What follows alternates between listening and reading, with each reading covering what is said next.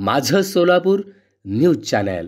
पुणे बंगळूर राष्ट्रीय महामार्गावर संकेश्वर नजीक सोलापूर गेट जवळ आज शुक्रवार पहाटे 5 वाजण्याच्या सुमारास खासगी ट्रॅव्हल्स बसला शॉर्ट सर्किटमुळे आग लागली। यामध्ये प्रवाशांच्या बॅगांसह किमती साहित्य तसेच संपूर्ण बस जळून खाक झाली। या दुर्घटनेत सुमारे कोटींचे नुकसान झाले। दरम्यान सुदैवाने चालक क्लीनरसह 40 प्रवाशांचे प्राण वाचले। घटनेची नोंद संकेश्वर अग्निशमन व पोलिसात झाली आहे। याबाबत अधिक माहिती अशी की मुंबई येथून शर्मा ट्रॅव्हल्स खासगी बस बंगळूर येथे जात होती। या बसमधून 38 प्रवासी प्रवास करत होते। ही बस पहाटेच्या सुमारास संकेश्वर हद्दीतील सोलापूर गेट जवळ आली असता मागील दोन्ही चाके एकमेकांना घर्षण शॉर्टकट होऊन बसला। मागील बाजूने आग लागली। ही आग इतकी भीषण होती की केवळ 15 मिनिटात सदर बसला आगीने वेढले। दरम्यान यावेळी चालक सिद्धप्पा वय 38 राहणार बेळगाव यांनी प्रसंगावधान राखून क्लीनरच्या मदतीने सर्व प्रवाशांना सुखरूप बाहेर काढल्याने सुदैवाने सर्वांचे प्राण वाचले। मात्र